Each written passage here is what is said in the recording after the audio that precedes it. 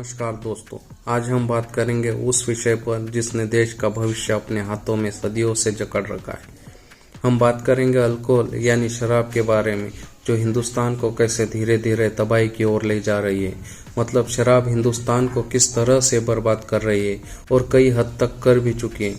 हालांकि इस विषय को उतने गंभीरता से देखा नहीं जाता, उतना इम्पोर्टेंस नहीं दिया जाता, लेकिन देश के हित के लिए इस बात को किस कदर तक महत्व देना चाहिए, ये सिर्फ आप उस पिता से पूछ सकते हो जिसका बेटा शराब के लत में धुत है, उस पत्नी को पूछ सकते हो जिसका पति शराबी है, या उस बेटे से पूछ सकते हो जिसका बाप शराबी होने की वजह से उसका करियर ना के बराबर हो चुका है।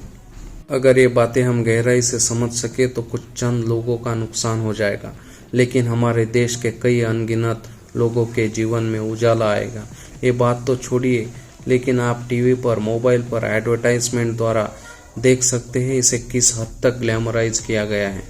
इसे पीने के बाद आप कितने मुश्किल काम आसानी से करते हो, या कोई डेयरिंग वाला काम आप कितने बखूबी से करते हो।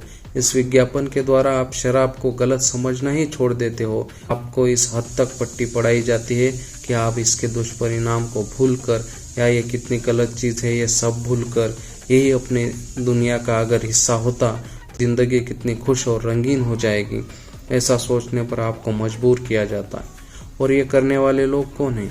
या आपके द्वारा स्टार बनाए हुए लोग हैं, या अपनी मोटी फीस लेकर यह तक नहीं सोचते कि इसका समाज पर क्या असर होगा।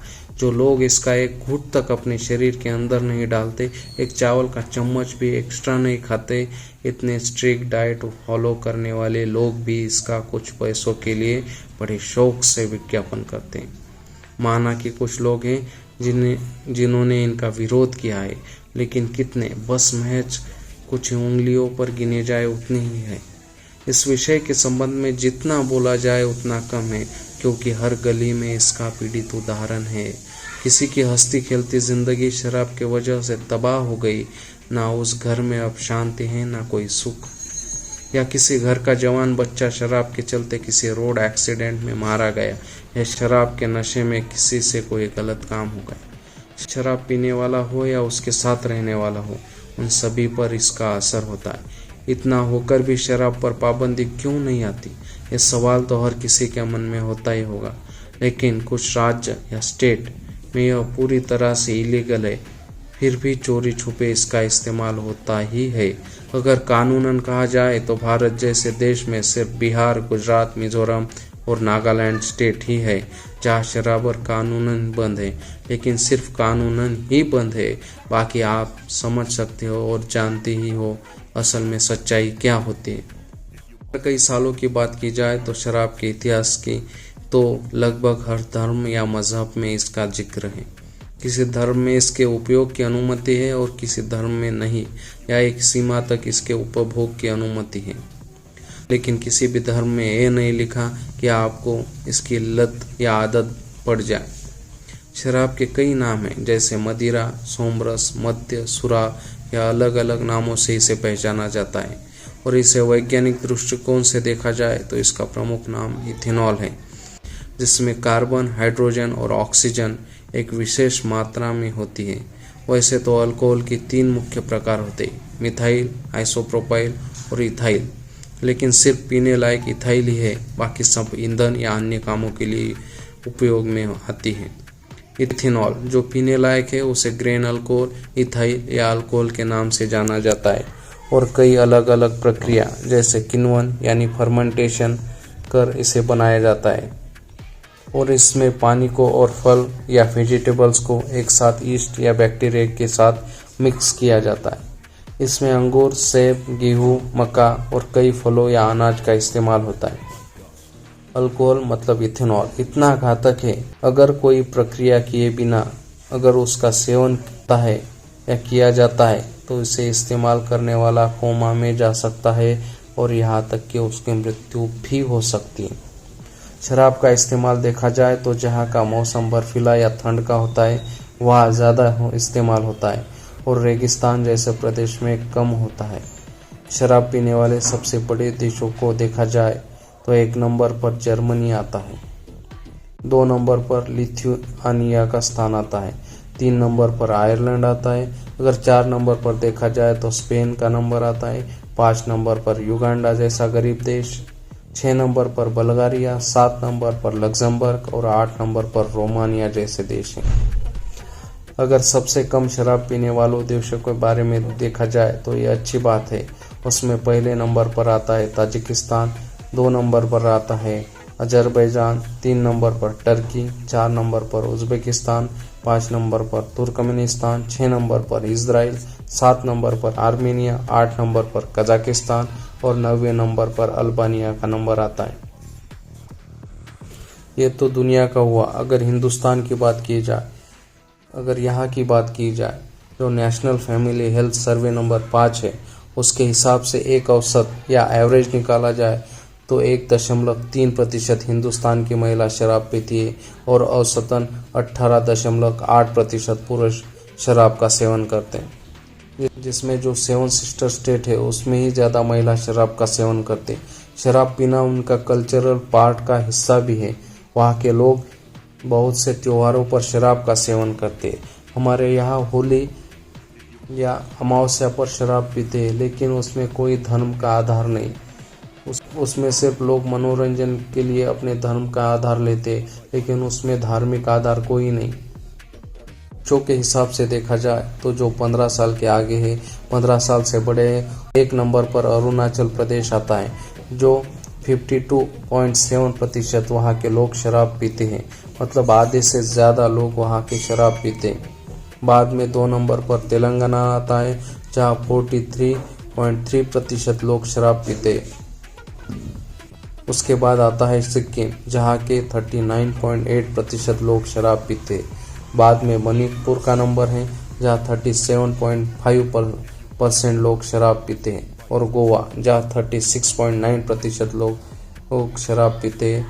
फिर झारखंड का नंबर आता है, जहाँ 35% लोग शराब का सेवन करते हैं। और अगर महिला की बात की जाए जो 15 साल के ऊपर है तो उस पे भी अरुणाचल प्रदेश का नंबर एक नंबर आता है, जिसमें 24.2% महिला शराब ग्रहण करती। बाद में सिक्किम, जहाँ 16.2% महिला शराब पीती है। तीसरे नंबर पर आसाम है, जहाँ 7.3%।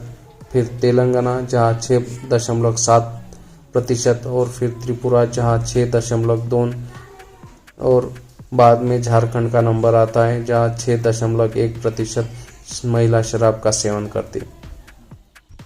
इस तरह से हिंदुस्तान में जितने स्टेट हैं और वहाँ के लोग हैं, जितने प्रतिशत वहाँ शराब पीते हैं, उसका सारा डेटा है। अरुणाचल जैसे राज्यों में तो लगभग आधे से ज़्यादा लोग शराब पीते हैं। ये कोई अच्छी बात नहीं है। ऐसे देखा जाए तो जहाँ का लिटरेसी रेट कम है वहाँ शराब ज़्यादा पी जाए तो समझ में आ सकता है, लेकिन जहाँ का लिटरेसी रेट भी अच्छा है वहाँ भी अल्कोहल का कंजम्पशन भी बहुत ज़्यादा है। तो ये बात हो गई डेटा की, लेकिन जो सबसे अहम है वह शराब के मानवीय जीवन पर क्या असर होता है, समाज पर क्या असर होता है, इसके क्या क्या दुष्परिणाम हैं। आप अपने आसपास तो देखते ही होंगे उसके गलत नतीजे। इन सब को देखकर एक सवाल उठता है कि मानवीय मूल्यों की, मानवीय रहन सहन से और इंसानों के खुशी से ज़्यादा पैसों को क्या ज़्यादा अहमियत देना ठीक होगा। ये सवाल तो बनता है, लेकिन इसका जवाब आपको कभी नहीं मिलेगा। शराब से सामाजिक स्वास्थ्य के साथ साथ खुद का स्वास्थ्य भी बिगड़ता है। शराब एक एडिक्टिव ड्रिंक है, मतलब आपको इसकी लत लगती है। यह आपके दिमाग और शरीर पर असर करती है। आपके शरीर पर का संतुलन खो जाता है। शराब आपका लीवर बड़े लेवल तक डैमेज करती है। आप एक पुरुष हो या महिला, शराब आपके हार्मोन्स पर नेगेटिव असर डालती है। इसके सेवन से आप खतरनाक डिप्रेशन का भी शिकार बन सकते हैं। आजकल एक्सीडेंट मतलब रोड दुर्घटना के मामले में जो सबसे बड़ा कारण उभर कर आ रहा है वो सिर्फ और सिर्फ शराब का है। अगर आपको लगता है कि आप बहुत ज़्यादा शराब नहीं पीते, फिर भी शराब का एक छोटा सा घूंट तक आपके लिए हानिकारक है। ये मैं नहीं कह रहा हूँ, ना ही मैं आपको डरा रहा हूँ, बल्कि WHO मतलब वर्ल्ड हेल्थ ऑर्गेनाइजेशन ने ये कहा है। WHO द्वारा किए गए रिसर्च जो लैंसेट नामक पब्लिकेशन में पब्लिश हुई है, उसके मुताबिक अल्कोहल की कोई सिक्योर लिमिट नहीं है, उसकी कोई सुरक्षित सीमा नहीं है। उसमें यह भी कहा गया है कि शराब के बारे में अगर कोई आपको लाभ बता रहा है तो उसका कोई भी वैज्ञानिक प्रमाण उपलब्ध नहीं है। इसलिए अगर आपको कोई कहता है शराब हेल्थ के लिए सही है तो उसे साफ मना कर दीजिए। शराब की लत हमेशा गलत संगति से लगती। इसका एक प्रमुख कारण आपके दोस्त हैं। हमेशा याद रखिए, जो दोस्त आपको शराब के लिए फोर्स करता है, कस्में देता है, वह आपका सच्चा दोस्त हो ही नहीं सकता। उससे आपको बचकर ही रहना है और दूर ही रहना है। उससे तो आपका दुश्मन अच्छा होगा, क्योंकि कोई सच्चा दोस्त आपकी बर्बादी नहीं चाहेगा। और शराब मतलब पूरी बर्बादी, आपकी, आपके परिवार की, आपके समाज की और आपके देश की। और याद रखिए, अगर आप खुद भी शराब के आदी है तो आपका कोई हक नहीं बनता कि आप अपने दोस्त को शराब पीने के लिए उकसाएं। यह एक बात को समझिए, आप क्या खाए, आप क्या पिए, यह आपका अधिकार है। लेकिन जो भी आप कर रहे हो उसे करते समय थोड़ा रुकिए, थोड़ा सोचिए और बाद में उसको करिए। मेरे हिसाब से तो आप शराब या किसी भी नशीली चीज़ जैसे गुटखा, पान मसाला, खैनी, गांजा, अफूह, धूम्रपान, यहाँ तक ताश, ऑनलाइन रमी जैसे चीज़ों से भी जितनी हो सके उतनी दूरी बनाए रखें। तो चलो, आज शराब जैसे पदार्थ जो हिंदुस्तान को अंदर बाहर से खोखला बना रहे हैं उसे अलविदा कहते हैं। से नो टू अल्कोहल। फिलहाल आज के लिए वीडियो में इतना ही। मिलते हैं अगले वीडियो में। बने रहिए और चैनल को हो सके तो सब्सक्राइब करना ना भूलें, क्योंकि आज का एक कदम आपके लिए। तो नमस्कार।